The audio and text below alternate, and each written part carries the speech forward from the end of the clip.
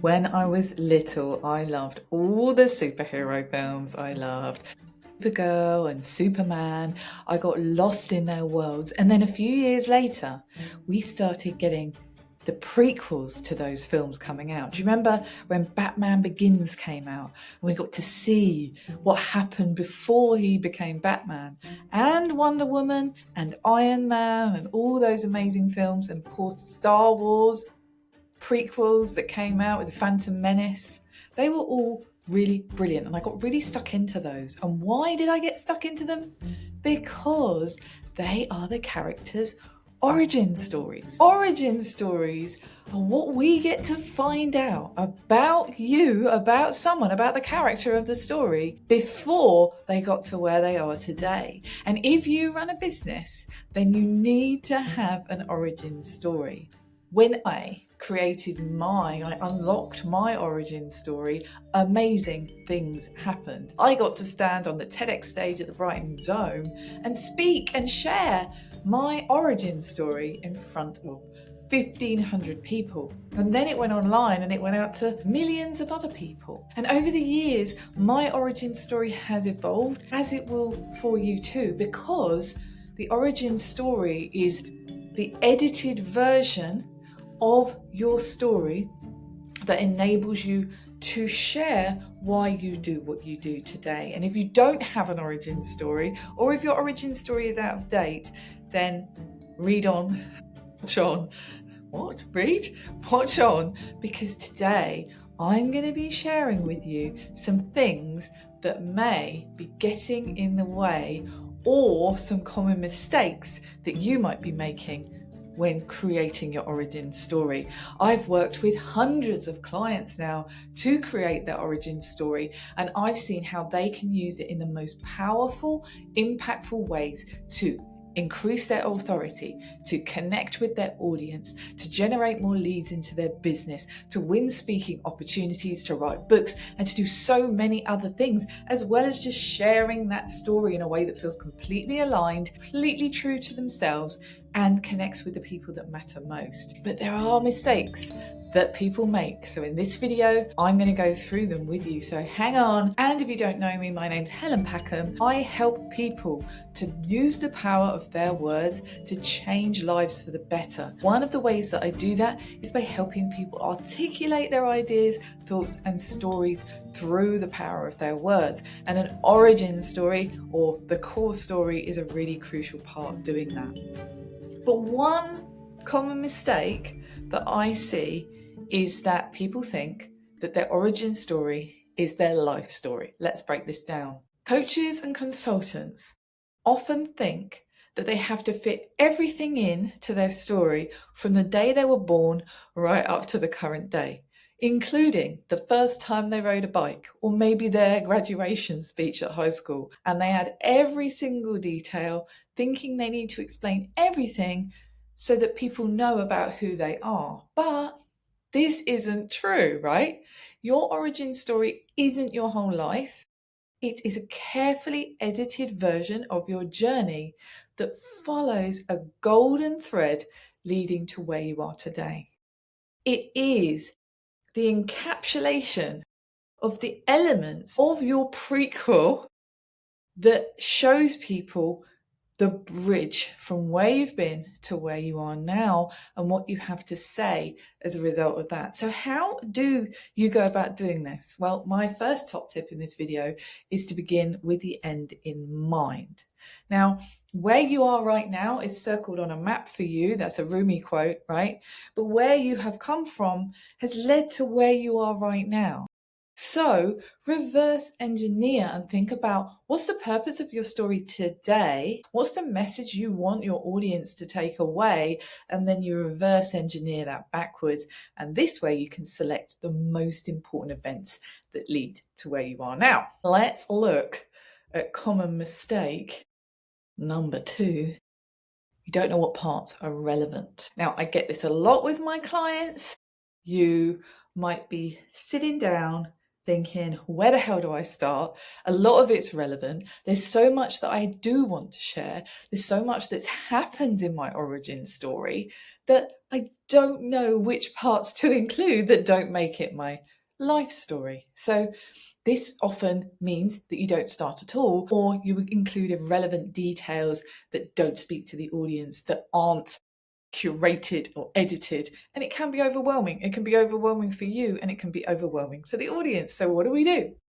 Well, you got to start with the end in mind, okay? You got to think about the fact that there's going to be elements that are going to resonate with your audience, right?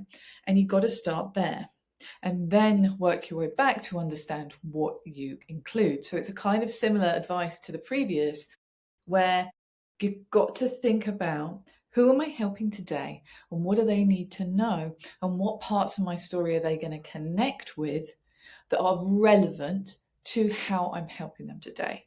It's a building of that origin story. If you think about the films, you think about Wonder Woman and her origin story and what important parts of that story were included. And Batman, when he went off into the hills, did all his training, and what happened to him there, and the people that he met, and how that was significant to where he is today. It's about curating that story in a way that is relevant and only including information that you can then tell a story around that people are going to really need to hear. Common mistake number 3. It's just a blurb of word salad. So what I often see is that a coach or a consultant or a business owner will sit down when they're writing their origin story and they will create a narrative. So they will, or a timeline of events. They will say, this happened, then this happened, then this happened, then this happened. And also it's a blurb. It's a load of thoughts cascading out rather than having a coherent structure, having an emotional arc. Right, so it's hard for people to follow. There is no coherent structure to the story. It's just a load of words. Word salad is something I've seen online quite a lot recently. I'm in a group where they talk about word salads a lot because they analyse discourse online. And I love that term, word salad, because it's like a jumble of different components that doesn't actually deliver a clear, coherent structure. And to have a structure is really important. And you can have the most simple structure and still make it compelling, right? It can still feel natural and flow really well having a really basic structure. The most famous one is the hero's journey. We all know that. There was like 30 odd different points to the original hero's journey by Joseph Campbell. I've condensed it down to 4 key elements. And if you can reduce it down to those elements, then you can follow that structure in a try and tested way that uses storytelling and brings clarity and engages the audience. So having that blurb word salad is another common mistake I see. And then the fact that it's a narrative and not a story, where you are just giving a dry presentation, where you're kind of just listing facts and dates and events. And in 2015, this happened. And in 2018, this happened. No shade on you if that's what you're doing, but it's probably because that's all you know. We don't want a timeline of events. We want a story. Think back to those superheroes, right? When I told my story, it was the first time I'd ever done that. So I've learned a lot of things since then in terms of how to help people tell stories. I've been a TEDx curator and put people through the process of giving TED Talks. I've helped hundreds of clients to create and share their origin stories in all sorts of different topics.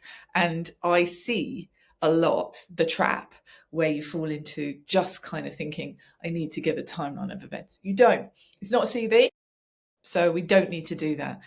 It's how you creatively tell your story through storytelling techniques like world tours, using metaphors and analogies, using the structure, being immersive in putting people inside the story, helping them feel emotions that they wouldn't normally feel, that they know they need to connect to. So I love this work. I love this work so much. And lately I've been helping quite a few more people who are coming to me and saying, I need to do the origin story.